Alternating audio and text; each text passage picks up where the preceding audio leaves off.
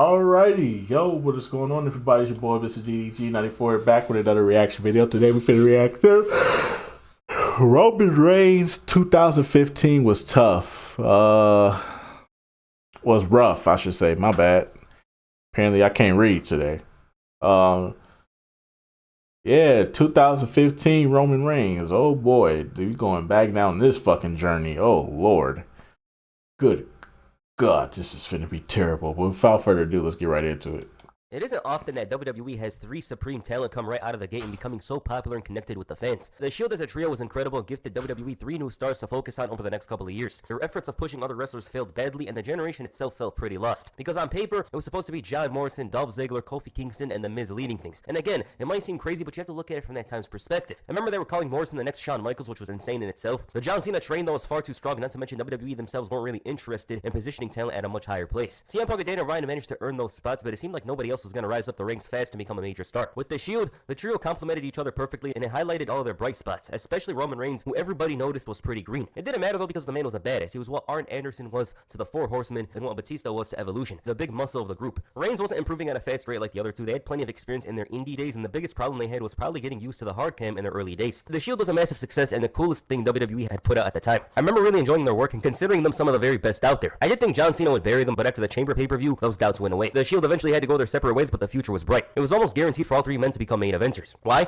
Because they were so gifted and young. Roman Reigns was positioned as the next big thing only a couple of weeks after the Shield split. This man was already main eventing and challenging for the World Championship, and the fans didn't have much of a problem with Reigns. As a matter of fact, he was cheered throughout the months and even had a great match with Randy Orton at SummerSlam. He wasn't really exposed much around this time. Roman Reigns was on an upward trajectory, even with an injury that left him sidelined for 3 months. That injury time really changed a lot. The shine off being a former member of the Shield faded, and while Seth Rollins and Dean Ambrose feuded, both men clearly deviated away from their identities as the Hounds of Justice. Whereas Roman Reigns was still the same guy and was becoming more and more exposed. Exposed in what way? Well, let's explain it. Being a single star in WWE, you have the brightest lights on you, especially if you're a semi-main eventer like Roman was. His promo Survivor Series 2014 was very weak, and even though the crowd was cheering him, that was going to come to an end. WWE had made no doubts about who their next face of the company was, and it was going to be the big dog. Again, fans cheered him at the time, but this was slowly fading because of his weak promo skills, and of course, the CM Punk shoot interview. When CM Punk left the WWE in 2014, he ended up featuring on a shoot interview, or a podcast interview with Colt Cabana, where he told the story. At the time, people already knew that Roman Reigns was getting pushed. They had an idea of where his push was going to go. However, they didn't understand how hard WWE was going at him. So when CM Punk mentioned how there was a certain handicap match where he had to make Roman look strong, and WWE was adamant on this, fans turned on. If you're wondering, oh, what effect does that make? WWE fans at the time were much different than the fans that they have today. A lot of the fans that they had back then are mostly AEW fans nowadays, so they were on the internet a lot. That played a very big part in it. Roman had a lot of support from WWE, and that obviously came with a lot of baggage, not to mention a lot of dislike and eventually disdain from fans. He was positioned in a high place on the card so early in his run, and the big difference Roman had compared to all the other top wrestlers was that he didn't have any sort of mid-card rise to transition into a main event run. So these things all led to the Royal Rumble in Philadelphia. In front of a rabid crowd that wanted no part of Roman Reigns, WWE not only refused to give fans a false hope of the other fan favorites winning, but also threw them out early. The big dog overcame the odds for the first time, which would set up a common occurrence throughout this era of WWE. Shades of prime John Cena forced the crowd to boo and demand changes before a strong push for Roman Reigns materialized. He won this Rumble, and even though The Rock came out to endorse Reigns, fans wanted no part of it. Rock was probably dumbfounded hearing the crowd boo, because that's some old 2002 stuff for him. I don't even think Rock knew what a negative reception was at this point in his career. Such a foreign concept, but the norm for Roman Reigns. WWE continued to push having Daniel Bryan show a lot of respect to him and putting him over in ring and on the mic. I felt like the worst case scenario at WrestleMania with Brock leaving and Roman reigning atop the WWE as a green world champion. There was a way out, and while the match didn't end up being this horrible battle, the build made it seem gloomy. Instead, it was one of the best WrestleMania matches in recent memory and one of my favorites ever. A pure fight that brought out the best and final boss Brock Lesnar. He was presented very well here as the best version of his unstoppable beast arc. Roman Reigns, on the other hand, actually fit the role of an underdog in this situation because Brock was an actual threat. And with these things combined, it was a spectacle and the greatest example of a WWE main event. Two big guys destroying each other in front of a worldwide audience. This is one of Roman Reigns' very best performance because the main focus wasn't on trying to make him look good and strong. He did look strong near the end, but that wasn't the thing they were trying to shove down your throat. This was one of the only matches where he was the perfect underdog, and that's because the situation called for it. Seth Rollins was the way out for WWE here, but it was only a matter of time before the big dog became the number one guy because it was the only thing WWE knew. Considering making somebody else number one was never an option. Roman quickly went into a feud with the Big Show that was mostly one-sided because there was no way that Big Show in the big 2015 was going over anyone of note. It took a while for Roman to actually talk about WrestleMania 31 and his loss in storyline, but there was zero lack of confidence for Roman, and here in this promo you'd think he won. This is a common criticism of him at the time where his character did not sell his losses as hard as he should. Once he mentioned the Seth Rollins cash in, he was annoyed, but more about the Big Big Show, who was Rollins' giant bitch. But Big Show simply mentioned that Roman failed at WrestleMania, whereas he won the Andre the Giant Battle Royal. It seemed like the crowd was bored of this feud already, and Roman called them out for a fight. Roman told them about what's to come, and Big Show did eventually respond to this, destroying him on top of a car. It was all about making Roman the biggest failure. That's the story. The Big Dog didn't want to wait until Extreme Rules, but then Bo Dallas, of all people, came out and got knocked out. This all led to a last man standing match at Extreme Rules, and no, Bo Dallas was not his opponent, it was a Big Show. There was zero hope for this match at all. Nobody cared about the build, but once the bell rang, it turned out to be a huge surprise, with Big Show having one of his best matches ever. The match is actually thrilling and very back and forth. Even the biggest hater of Roman Reigns at the time, well, actually, I'm sorry, they actually tried to find ways to hate on this match, because at the time there was a lot of hatred towards him. So I originally wrote here, quote, even the biggest hater of Roman Reigns at the time can't deny that this was one of the best matches on the entire show. That is wrong. I actually searched the match. People obviously underplayed it, but they just didn't like him. I thought this was a good match, personally. And again, it's not like you have to think this is a good match. I just think a lot of people hated it because it was Roman Reigns who was in this match. There was, of course, this moment, even though the result was known, it was still some nice stuff. This victory was enough to put his name back in title contention. It was loaded with spots, obviously, because it's a no DQ last man standing match and Roman's limited, but it still doesn't take away from their performance. Big Show here was great. This was a standout performance of the Big Show, one of his best in a couple of years. I think the last time he had a match as good as this was against Sheamus in 2012. Other than that, though, Roman was still in the main event scene. He was gonna get pushed hard, but it wasn't as hard as it would eventually be. Kane had a lot of issues with Seth Rollins and decided to make things tougher for him, placing Roman Reigns, Randy Orton, and Dean Ambrose in a title match at Payback. This was initially a triple threat match, but Ambrose signed a way in to make it a fatal four-way match. This also meant that this was the first time the Shield were gonna compete against each other in a match. At the time, Roman and Dean teamed up almost every week on SmackDown, but they never faced each other. Rollins had to use instigation in order to take some of the heat off of him, and it was the only way he'd score the victory.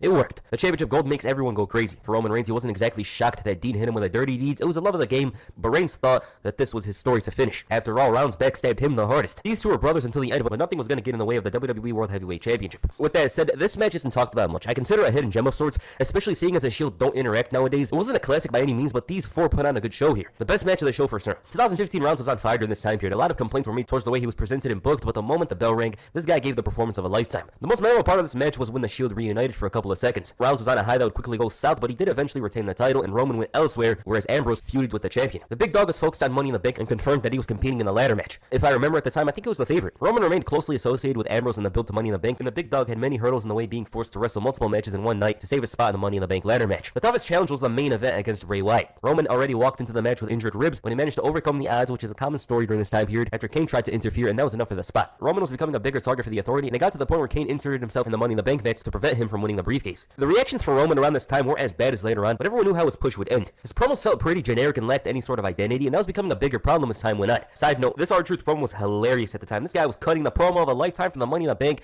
then Kane shouting, "You're not in the match!" Truth was so confused about this thing like he's a prominent main event. This was great because it came from out of nowhere, and the best example of the element of surprise. No one thought that Truth would interrupt, let alone claim he's winning. Surprisingly though, Sheamus ended up winning the Money in the Bank. He came so out of the left field, but I think we should have expected it because he was the only notable heel in the match. Kane was never going to win anything. Neville's Money in the Bank isn't a good fit. Not that he wasn't deserving, I just can't imagine him at the time coming out with the briefcase. Roman had the match won when Bray Wyatt came out and cost in the match. This was a common occurrence at the time, with Wyatt just randomly interfering in main eventer matches and feuding with them for 3 months. They quickly booked the match for Battleground. Roman came out the next night and in a state of anger. Usually he'd lose some important match and crack some jokes. The Eater of Worlds didn't bother to come out, but offered a tale of doom for the Big Dog. Wyatt felt that his destiny was to climb that ladder, and stealing the opportunity 2 weeks earlier ruined the opportunity for World to have some sort of beacon of hope. He blamed it on Roman's ego. So long story short, he basically blamed Roman for ruining everything after costing him his own opportunity 2 weeks ago. Wyatt implied that Roman was just like John Cena. Not by name though, same description. Two polar opposites were Roman Reigns and Bray Wyatt. He felt that they need each other. When it came down to it, Wyatt would like anyone else but Roman on top. This mostly came from the fact that Roman was a chosen one. The story quickly got personal, with Wyatt feeling that it's a bad time to fight as Father's Day is around the corner. This feud offered Roman a great chance to explore a different side of his character. With Bray Wyatt, he often brought something else out of John Cena, Daniel Bryan, and Dean Ambrose. Wyatt managed to do a great job of getting into Roman's head in the lead up to the pay-per-view, and he promised to not let Roman succeed. Anyone but you. Roman thought he finally got his hands on Wyatt, but it turned out to be an imposter at one point. The man was 3 steps ahead of him. Wyatt looked almost unstoppable throughout this entire build, and it wasn't until the final week that Reigns actually got one over him. Wyatt claimed he felt his presence and found some admiration in Reigns. He understood why the fans believed in him. That's funny. Roman wanted to fight, but for Wyatt, he said that Reigns didn't hold any power over him. His disdain for him led to Wyatt asking Roman to tell his family that he can't promise he'll come home. The Big Dog seemed to figure out Wyatt's tactics just in time for Battleground. I remember watching this pay-per-view, but I don't even remember how this match went at all. It's so blurry on me. It turned out to be surprisingly solid though, I will say that. One thing I recall between Wyatt and Reigns is that they had great chemistry and balled hard in their matches. Bray had a weird reputation in ring, especially once he turned into the Fiend. And because his stories usually had payoffs that never felt satisfying or reached the level or potential of the storylines, it makes you forget some things. This is one of those things, because I thought this match was pretty good. If you're a big Bray Wyatt fan, you're most likely familiar with this match, but I consider it to be a gem. It's forgotten because it wasn't what their later match was, and the fact that it was in the middle of the Roman Reigns experiment. Reigns did improve throughout the year, and this match is proof of that. He wasn't going to put on a match as good as this one a year earlier with Wyatt. I don't see it. For Wyatt, this was a victory. Luke Harper interfered, and he managed to take advantage of that. This was the first time those two interacted in about a year. Harper and Wyatt went their separate ways, and it worked well for Luke Harper because he was IC champion. But at their very best, it was always going to be with Bray Wyatt at the forefront as the leader of the Wyatt family. The family was coming back, and it didn't bode well for Roman Reigns. It was already a struggle to deal with Bray Wyatt alone, but he didn't even need to call his old brother because he was there. Wyatt challenged Roman to a tag team match at SummerSlam, family versus family, and he let him know that he welcomed this war. It was what Bray Wyatt wanted. The four men had many encounters on Raw and SmackDown. Roman and Harper even had a match on both Raw and SmackDown in the same week. Things were looking bright for Roman Reigns and Dean Ambrose, but Wyatt seemed to see it a little differently. The tag team match offered variety in the feud. Ambrose and Harper know that fast-paced style well as evident by their matches earlier in the year, whereas Roman and Wyatt are more grittier and hard-hitting battle. Ambrose was a top-tier baller in this one, and that was very common during this time period. He always brought a certain explosiveness in his matches, especially the final act. There's an extra energy with him that's incredible. Roman managed to get his win back from Battleground to make it 1-1, but the feud was far from over. I remember thinking Dean would turn heel at the time, although the story had no real reason to go that way. I was so convinced. Instead, the feud was extended. Bray Wyatt brought out a new member of the Wyatt family, and he went by the name of Braun Strowman. He was untouchable and basically gave the Wyatt family a new edge. These two got destroyed, but even then still went out there on SmackDown for a fight. The Wyatt family took their time and preferred to deal with them later on. Same thing on Raw. Roman and Dean were still persistent, but they couldn't even knock down Strowman, let alone take them out. The black sheep of the Wyatt family proved to be the difference maker. Even Randy Orton wasn't safe from an attack. Anyone who was a potential partner was taken out, even Jimmy Uso. I'm sure Rikishi wasn't happy about that one. The partner seemed more and more unlikely as both men couldn't really find anyone. Roman thought this proved that Bray was a fraud, and for trying to make it a 3-on-2 tag team match, it was going to be 3-on-3. Despite all of his efforts, Bray thought nobody was stupid enough to join Ambrose and Reigns, but regardless though, they all fell down. WWE left a lot of money on the table turning down this Shield faction. I don't even understand why they didn't let this guy become the third member of the Shield. It is what it is. The mystery partner ended up being Chris Jericho. Jericho hadn't been seen in a year, and the problem was his presence and presentation was the same for the last 3 years, so it didn't hit that hard. The crowd did react crazy though. I just remember feeling, oh, Chris Jericho, okay. It did tie into the Wyatt family story with Jericho feuding with him a year earlier. The match was pretty good. Y2J showed up here, as did Ambrose and Reigns, but it was always going to end one way, especially because of how they were trying to rebuild the Wyatt family. Jericho ended up disrespecting both men and walking away after the match. Randy Orton was back the next night and put up much more of a fight compared to Jericho. And this wasn't appreciated by Ambrose because of Y2J's actions. Roman, though, was looking ahead on the main event match against Wyatt. That was very intense, and again, it left things open for the real finale. Both men couldn't be contained inside the ring, tried to use weapons on each other, and even fought in the crowd. This was the best action this feud had seen, and it set up a proper Hell in a Cell. Hell in a Cell used to happen in October, and most of the time, the feud would just have that match as a way of extending the feud. Not this one. It was long-term stuff that needed to end inside the cell. These two couldn't compete in a normal match. There was a high level of animosity, and on SmackDown, they managed to set up the match. Roman just said Hell in a Cell and left. I personally believe Vince was like, damn. He thought to himself, that's a superstar right there. He just said those 4 words. Wyatt was more than happy to have the match. He welcomed it, and both men had one last confrontation before their match at Hell in a Cell. Roman did an analysis of Wyatt's character and said that he's scared to be alone. Roman pushed his button, and these two couldn't continue the segment, instead opting for a fight. The big dog's hands were full, but he was up for it, as was Dean Ambrose. It didn't matter though, because those two were teaming up in a 6-man tag team match to face the Wyatt family. Their partner, Seth Rollins. The Shield reunion was happening, but without all the friendship and brotherhood. None of that was here, nor were any of them interested in dealing with Rollins, or from his perspective, Ambrose and Reigns. The trio were all their own men now, not to mention weren't tied together under the guise of loyalty. It was the same way for Ambrose and Reigns, but it was clearly much different than previously. I remember this. I felt like the Shield were so far away from reuniting. The faces weren't relying on Rollins to save him, so when he left, it wasn't a shocker. They went back to work. The good guys managed to score the victory without Rollins, who did what he did best: let down his brothers. But with that said, the match at Hell in a Cell was great. It was a wonderful way to end the feud. What you would expect this match to be beforehand ended up being just that, in a good way. They had some cool spots. Bray bled a bit, accidental of course, and a lot of great sequences involving these two. A Sister Abigail counter to a roll-up was beautiful. This was one of my favorite parts of the entire match. These two just threw everything out there like it was supposed to be. Countless moments that stood out from this one, and I'm inclined to believe that it's better than you remember. One of Bray Wyatt's best matches ever for certain, top 5 easily for me. Roman Reigns' 2015 was weird. He was pretty green in the beginning, and even though he wasn't the best around this time, he had made strides, not to mention shine brightest, when the match was violent. There was still work to do with him though. As for this match, tremendous. It was very different to other cell matches in the sense of both men using it as a prison as opposed to the structure being a weapon. They didn't interact with the cell much. It did go on a bit long, but that's not too much of a problem. Roman Reigns was riding on a high from this victory that would send him back in title contention. The next night on Raw, Roman Reigns interrupted Seth Rollins' moment to put his name out there for the WWE World Heavyweight Championship. He called himself the #1 contender and said he's taking the title. Roman had to beat Kofi Kingston to win a spot in the main event Fatal 4-Way, and the winner faces Seth Rollins for the title at Survivor Series. Roman Reigns scored the victory to set up the match. It was always meant to happen because throughout the months, Seth had constant run-ins with Reigns. It had a deep story tied to it, with Rollins' betrayal of the Shield bringing him the ultimate prize. All he had to do was rain on the parade of his brothers on 2 occasions, the night after Payback and WrestleMania 31. Rollins couldn't believe that Reigns complimented him and was so gracious to return the favor, saying that he would have recruited him to the Shield if he wasn't good. Rollins appreciated the fact that Roman pushed Brock Lesnar to the limit, but he reminded him of the result, which of course was victory for Seth Rollins. The champion said that history will remember him as the guy who held his back. The Authority booked the Survivor Series elimination match with both Roman and Rollins as the captains of their team. Of course, it had to end with the Shield. Rollins' partners were all eliminated, and he was left with the 2 men that he stabbed in the back. It was a tough situation, but a steel chair set him free, just like it did a year and a half earlier. Even then, Roman still looked strong. Unfortunately, Seth Rollins tore his ACL later that week, and this injury forced him to relinquish the WWE World Heavyweight Championship. This was terrible because this man was holding the title for 7 months and was on fire in ring. He was in the best form of his career, and it's tragic. It's tragic that he never got to drop the title to close the book on the run. This also caused long-term changes in Rollins' style in ring. He used to wrestle freely with no worry of his knee. Now he didn't have the same speed and intensity as previously, not to mention half of his matches involve him selling the knee. It's always a common story that would be used throughout his matches. The WWE tried to make good on this by having a Survivor Series Deadly Games type tournament. Triple H quickly lashed onto the big dog and gave him a free pass to the final. This was basically the game trying to claim that Roman was considered to be the face of the WWE. Triple H pointed out that Seth Rollins would do anything to get the job done, as evident by WrestleMania 31. Through the months, Reigns still hasn't learned his lesson. Months after months of struggle just to get a chance. However, Triple H could make those struggles go away. All he has to do is join the Authority.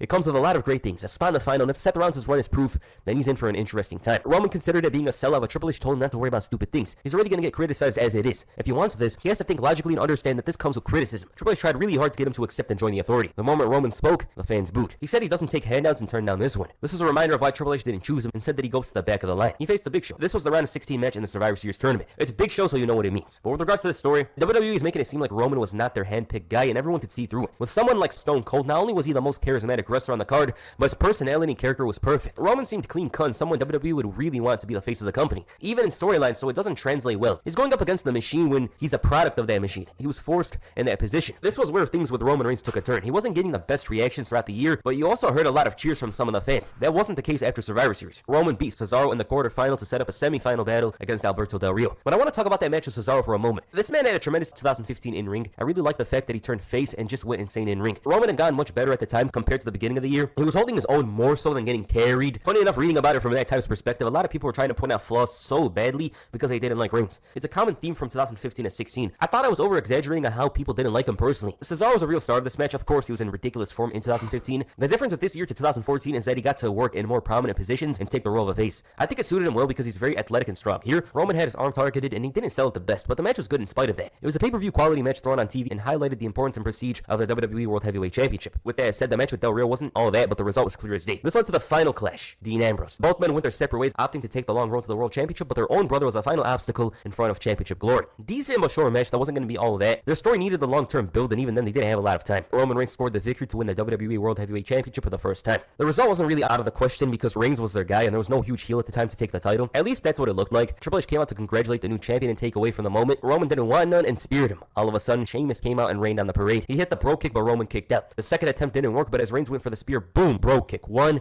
2, 3, new champion. Triple H was proud of the fact that Sheamus cashed in the briefcase. I low-key wish Sheamus won the title later on. Anytime from 2016 to 19, I would have been cool with it, even if it was a short run. Here, some of the fans accepted him just because it wasn't Reigns, and even that feeling quickly wore off. They tried to make Roman look like the wronged underdog, but everyone booed him after the match. But this is a bad situation entirely because of the two men. Sheamus was one of the worst booked Money in the Bank holders with 0 memorable moments since winning the briefcase, not to mention a man that lost just about every feud and big match in those months. On the other side, Dean Ambrose is gaining more and more momentum as the days go by and had the entire crowd's support. He was charismatic, good talk, and of course put on a show at the main event level. Instead of pushing him, they wanted to push Roman Reigns, who still didn't figure it out, and they were trying to make it seem like he wasn't the handpicked guy, when in reality, he was always the guy they wanted. Everything was bad. Cena was injured, Orton was out, Rollins was out, Brock had yet to return. Very few highlights at the time. WWE was adamant that the Roman Reigns push was going to happen, and it was going to happen while he was portrayed as an underdog, when the perfect underdog was right by his side. Roman's obstacles would grow over the next few weeks. The League of Nations was a way to give Sheamus more legitimacy, and Kevin Owens almost joined the group, but got sick that day. I'd take a fever over getting a disease like this team was. Sheamus was going around wearing a 515 shirt, which marked the time Roman spent as champion. I don't even remember Reigns calling Sheamus a tater tot. This promo was horrible. He was constantly calling him tater tot. I'm almost shocked this segment went for 17 minutes and was a prime example of Reigns' generic character. They had a good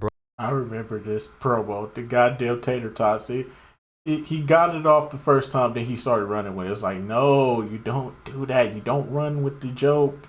You let it go off, and then you let it go away. You gotta keep the material flowing. Can't just hold on to one thing. But say what you want. But Roman Reigns was very green on the mic. In the ring, he was great. I'm not even going to hold you, bro. Roman Reigns is arguably putting on some of the best matches of each pay-per-view. Or each night, I should say. Like, he was the highlight, really, of each match. Like, he was really good in the ring. It was just, promo skills were fucking terrible. But his in-ring work was really good around this time. Like, he really improved from starting from the WrestleMania 31 and going forward, yo, Roman Reigns was really good in the ring. I do remember that around this time. Brawl afterwards with Reigns standing tall. The match at TLC was a pivotal moment in Roman's early career. It was a good one, but there was too much smoke surrounding the match. A match he lost after the League of Nations screwed him over, proceeded to destroy everyone in sight, including the COO Triple H. Initially, the fans booed him, but when he got more and more intense, they started cheering. This was the first time in a long time that Roman had a positive reaction. Why? Because it was something different, something that came natural, and every time he thought the beating would end, it would continue. He was actually intense here and resembled the Shield version of himself in the best way possible. That spear in the end was insane and got a reaction from the fans that almost seemed impossible. Destruction and carnage is the thing that goes hand in hand with Roman Reigns. And a great effect in getting him cheered would come with the return of Mr. McMahon. Vince was rarely seen on TV at the time, but in order to make Roman look good, it was necessary. And this was because they tried plenty of ideas and stories, and none of them worked. So they took advantage of the story from the previous night, which left Triple H sidelined. The next night on Raw, Stephanie McMahon was ready to fire Roman Reigns. The big dog had zero remorse for his action and was ready to get fired. He called Stephanie a disgrace, and so she slapped him multiple times. She said that Triple H told her not to fire Roman, but her father just might. And the crowd went crazy. When the buzz came out later that night, Vince told him not to be intimidated. He wanted an apology. Yeah, they was trying too hard here. They was trying way too hard here. It was too obvious. I was like, come on, y'all. Y'all trying way too hard here to put him over. You can't use the Stone Cold Steve Austin gimmick. It's not the 90s, bro. Come on, Chief.